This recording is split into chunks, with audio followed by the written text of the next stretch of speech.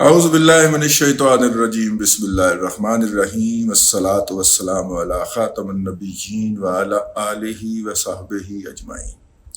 السلام علیکم ورحمۃ اللہ وبرکاتہ۔ 5 سال پہلے کی بات ہے، پی ٹی آئی کا دور تازہ شروع ہوا تھا، تو مجھے ایک سرکاری محکمے کی طرف سے ایک افسر کی کال آئی۔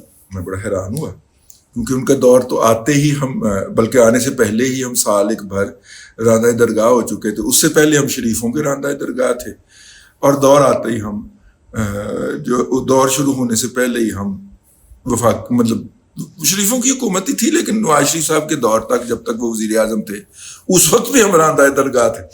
تو اس کے بعد پھر میں نے کہا یہ سرکاری محکمے سے فون آ رہا ہے، تو میں نے ان سے فون اٹینڈ کیا، تو انہوں نے ایک بڑا نقطہ نظر بیان کیا۔ انہوں نے کہا کہ بنگلہ دیش سے وہاں کی ایمبیسی نے سینئر صحافیوں اور تجزیہ نگاروں کا ایک گروپ بھیجا ہے، اور اب تک اور پورے پاکستان کا وہ دورہ کر رہا ہے۔ وزیر اعظم پاکستان سے بھی مل چکا ہے، شاید خاقان عباسی صاحب تھے اس وقت، لیکن پاکستان کے جو بھی صحافی نام نہاد ترقی پسند ہے ان سے ملے ہیں، انہوں نے ان سے مل کے پاکستان کے کہ یہی کہا ہے کہ اچھا ہوا آپ الگ ہو گئے۔ تو ہم چاہتے ہیں کوئی ایسا بندہ بھی ہو جو کہے کہ نہیں یار، ہم بچھڑے ہوئے بھائی ہیں، ہم جہاں پہ بھی رہیں ہمارے دل تو ساتھ دھڑکتے ہیں، ہم چاہتے ہیں کوئی اس طرح کی بات بھی ان کے ساتھ کرے۔ تو پی سی کے اندر وہ ٹھہرا ہوا ہے ڈیلیگیشن، تو آپ وہاں پہ آ جائیں اور ان کے ساتھ ذرا ایک انفارمل سی گپ شپ کریں، اور ان کو کوئی تھوڑا سا پاکستان کا پرسپیکٹو بھی جائے نا یار، اب تک تو سب ہی بکواس گئی۔ مجھے بڑی حیرت ہوئی کہ ان افسر صاحب کو یہ میرے اندر سے کہاں سے پتا چل گیا کہ جی میں ایسی بات کروں گا، لیکن ظاہر ہے بھائی ان کا کام ہے، انہوں نے نظر تو رکھی ہوتی ہے۔ تو خیر ہم حاضر ہوئے، وہ 8-10 بندوں کا ڈیلیگیشن تھا، اس کی ڈویژن بھی ویسے ہی تھی۔ ظاہر ہے کہ ڈھاکہ میں موجود پاکستان کے سفارت خانے نے وہ ترتیب دیا تھا، تو اس کے اندر وہاں کی جو خفیہ ایجنسی ہوگی اس نے بھی اپنے لوگ جو ہے وہ گھسیڑے ہوں گے، اور پھر اس کے بعد اس کے اندر جو ہے وہاں پہ کوئی انڈیپینڈنٹ لوگ بھی آئے ہوں گے۔ ایمبیسی نے بھی دیکھا ہوگا کہ پرو پاکستان گروپ کون سا ہے، خالدہ ضیاء صاحبہ کے حامی بھی تھے، یعنی مسلم لیگ مائنڈ سیٹ کے لوگ، اور اسلامی جمعیت طلبہ اسلامی شتر شابر اور جماعت اسلامی کے بھی 1-2 دانے مجھے وہاں پہ مل گئے۔ دوران گفتگو بندے کو پتہ چل جاتا ہے، چوتھے فکرے پہ بندہ پتہ چل جاتا ہے کدھر کو کنی مار رہا ہے۔ تو وہ جو کہ عاشقین حسینہ واجد تھے، ان کے خیال کے اندر تو انہوں نے ہمارا بیڑا غرق کر دیا تھا، وہ بہت اچھے ہوئے کہ ہمارے ساتھ نہیں رہے، اور یہ ہوا اور وہ ہوا۔ اور انہوں نے جب اکنامک انڈیکیٹرز بتانے شروع کیے، غلطی سے میں بھی 2 دن پہلے ان کی اکانومی کی رپورٹ پڑھ چکا تھا، تو میں نے اس کے سارے اکنامک انڈیکیٹرز کو بلاسٹ کرنا شروع کر دیا۔ میں نے کہا یہ بھی شاخ نازک پہ آشیانہ ہے، یہ بھی شاخ نازک پہ آشیانہ ہے، یہ اب آپ نے جمپ اپ کیا ہوا ہے۔ اور جب میں نے اس کو نکال کے وہ والی ڈاکومنٹری دکھائی، جو کہ وہاں پہ 2 دفعہ ایکسٹینشن لینے والے آرمی چیف، جو کہ ریگولر فورس سے نہیں تھے بلکہ وہاں کی رینجرز کے سربراہ تھے، جن کو حسینہ واجد نے آرمی چیف بنایا، اور پھر 2 دفعہ ایکسٹینشن دی۔ اب تیسری دفعہ ایکسٹینشن نہیں دی تو ماری گئی، ٹھیک ہے، 2 دفعہ ایکسٹینشن دی ہوئی تھی۔ ان کے بھائی جو ہیں وہ ہنگری کے اندر ریئل اسٹیٹ کی بائنگ کرتے ہوئے پائے جاتے ہیں، اور یہ باقاعدہ خفیہ ریکارڈنگ ہے، اور وہ الجزیرہ کی ویب سائٹ پہ آپ کو یہ ڈاکومنٹری ڈھونڈنا پڑے گی، مل جائے گی۔ اس کے اندر وہ یہ بھی کرتے ہوئے پائے جاتے ہیں۔ میں ویسے یار کئی دفعہ ٹویٹ کی ہے اور کئی دفعہ پوسٹ کی ہے، آپ لوگوں نے پھر آگے نیچے کہنا جی لنک دے دیں، آپ کچھ کرنا نہیں ہوتا، تو میں نے کئی دفعہ وہ پوسٹ کی ہے، تو اتنا کام نہیں ہوتا ہم سے۔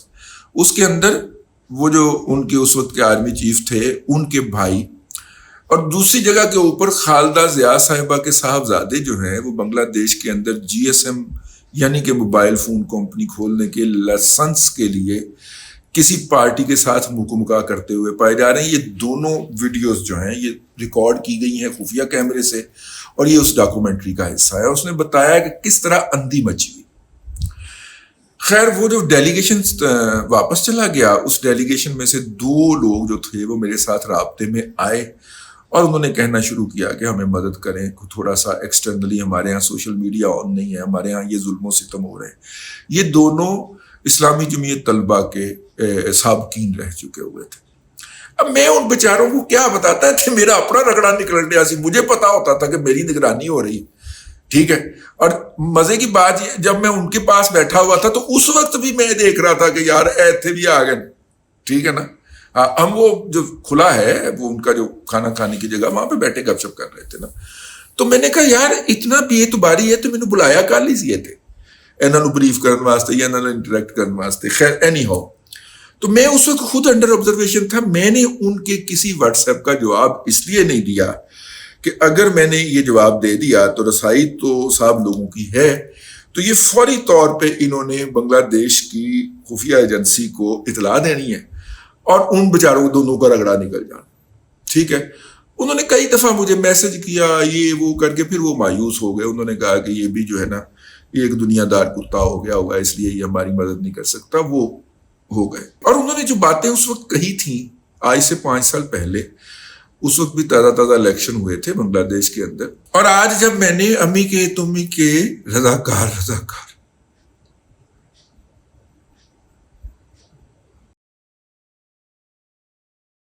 آج جب میں امی کے تمی کے رضاکار کے نعرے سن رہا تھا تو مجھے وہ بندہ یاد آ رہا تھا جو کہہ رہا تھا کہ ہم اتنی مشکل میں ہیں کہ اب اس سے نیچے جانا ممکن نہیں ہے، ٹھیک ہے۔ اس طرح انہوں نے دبایا ہے، 3 لیئرز قائم کیے ہیں۔ حسینہ واجد نے اپنا اقتدار کو دوام دینے کے لیے 3 لیئرز 3 سطحیں قائم کی ہیں، ایک اس کی پولیس کی ہے، ایک خفیہ کی ہے۔ ان دونوں سے تو برصغیر کے لوگ نپٹتے آئے ہیں، لیکن تیسری لیئر سب سے لیتھل ہے، اور وہ اس نے ایران کو امیٹیٹ کیا ہے۔ جو ایران کے پاسداران انقلاب جو ہے، جو بنیادی طور پہ پارٹی ورکر ہیں، ان کو مسلح کر کے ان کا لگا دیا گیا ہے ایک وظیفہ، جس طرح وہ کاپی کیا ہے اس نے وہاں پہ۔ اور وہ جو بنگلہ بدو کے جو فالوورز ہیں، جو اس کے پوجنے والے ہیں، ان کے اوپر مشتمل ایک فورس بنا دی گئی ہے۔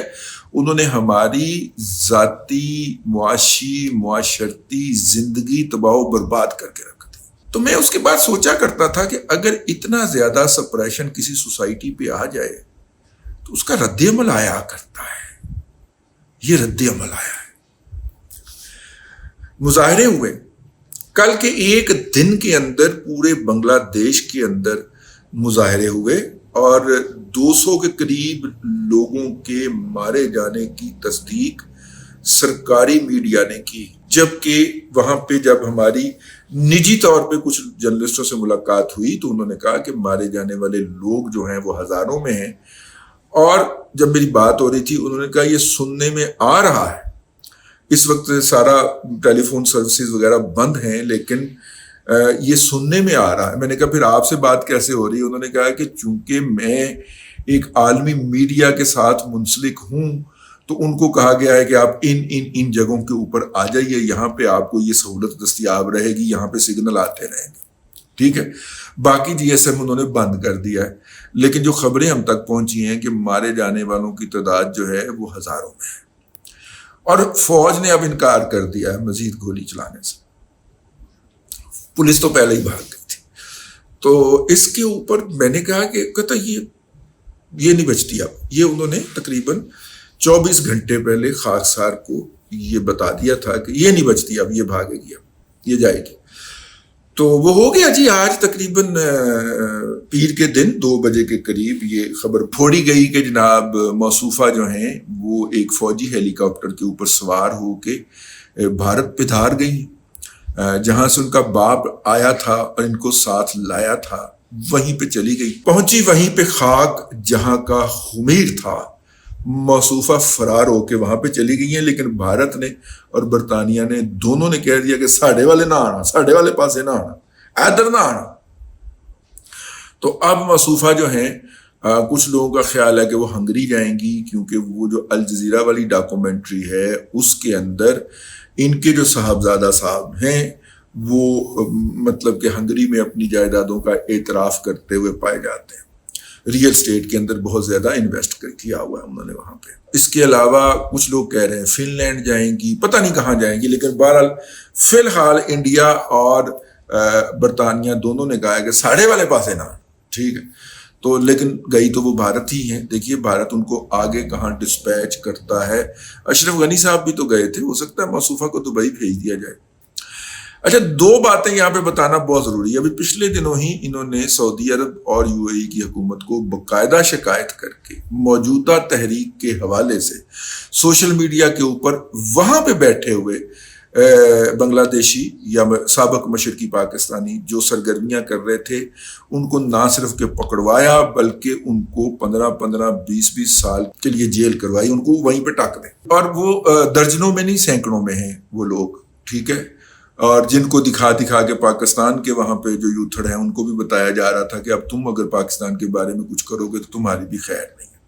یہ ایک تو بات ہے. موصوفہ نے اپنے دیہانت سے پہلے کچھ دن پہلے جماعت اسلامی بنگلہ دیش اور جماعت اسلامی کا جو اسٹوڈنٹ ونگ ہے اسلامی چھتر و شبر جو ہے اس کے اوپر مکمل طور پہ پابندی لگا کے ان کے دفاتر پہ فوج پڑوا دی تھی، ان کو کرش کر دیا تھا، ان کو ان کی فیملیوں سمیت اٹھا کے جیل میں بند کر دیا تھا. یہ تمام جبر اور استبداد کے کام کرنے کے باوجود اور ہزاروں لوگوں کو قتل کرنے کے باوجود شیخ مجیب الرحمان کی بیٹی اپنا اقتدار نہ بچا پائی. اس کو اس بات کا ادراک نہیں ہو پایا کہ جو سیاستدان ہوتا ہے وہ ریاست کے مختلف قوتوں کے درمیان میڈیٹنگ پاور ہوتا ہے، وہ کسی ایک پاور کا حصہ نہیں ہو سکتا. ریاست کے اندر اسٹیبلشمنٹ ہوتی ہے، فوج ہوتی ہے، بیوروکریسی ہوتی ہے، عدلیہ ہوتی ہے.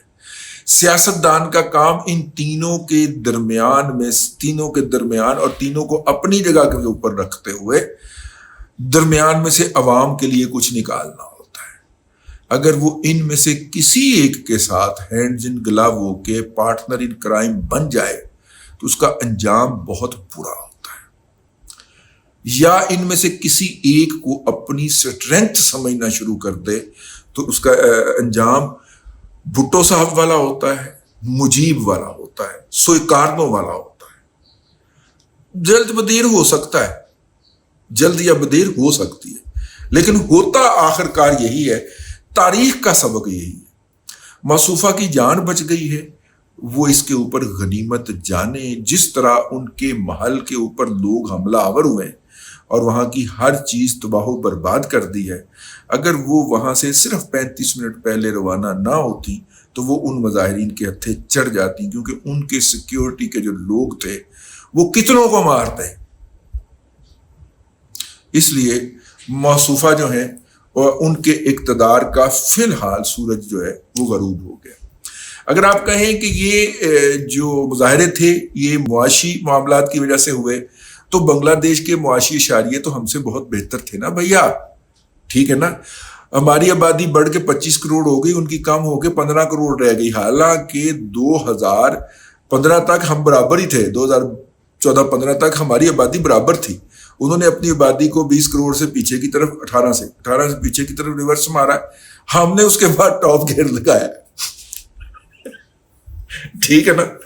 اور ہم دنیا کے سب سے زیادہ تیزی سے بڑھنے والی قوم کے افراد کو اٹھا کے افغانستان سے اپنے ملک میں لے آئے. ان کی 5.8% شرح ہے آبادی بڑھنے کی.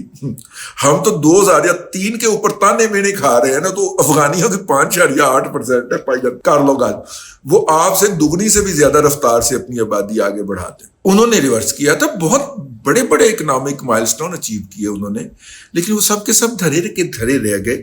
جب آپ نے کوئی انسانی آزادیوں کے اوپر قدغن لگا دیا، کوئی انسانی جو ہیں وہ جمہوریت کو، انتخابات کو ایک مذاق بنا کے رکھ دیا.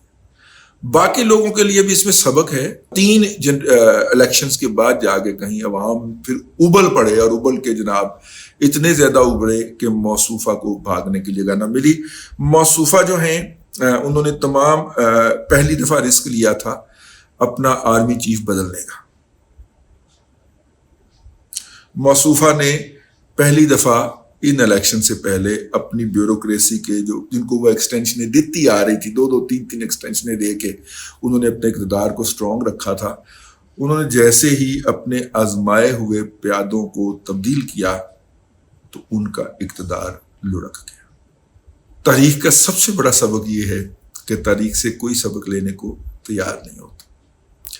اب تک کے لیے اتنا ہی، اگلے ولاگ کے اندر پھر حاضری ہوگی۔ اللہ تبارک و تعالیٰ آپ کو آسانیاں عطا کرے اور آسانیاں خلقہ خدا میں تقسیم کرنے کی توفیق عطا کرے۔